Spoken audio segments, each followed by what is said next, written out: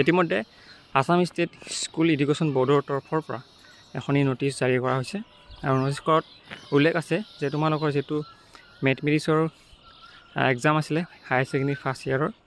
অহা 21 তাৰিখে সেই 21 তাৰিখৰ এক্সামটো যেটো এতিয়া পিছুৱাই দিছে পোষ্টপন কৰা হৈছে কেতিয়া হ'ব সেই বিষয়ে তোমালোকক নটিচ দিয়া নাই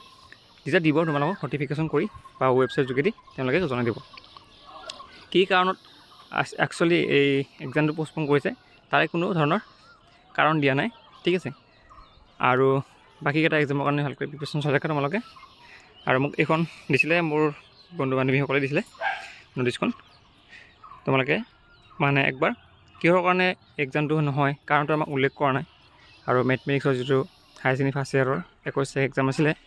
সো হেতু এতিয়া এক্সামটো পোষ্টপন হৈছে তথাপিও তোমালোকে কনফাৰ্মেশ্যনৰ কাৰণে ভালদৰে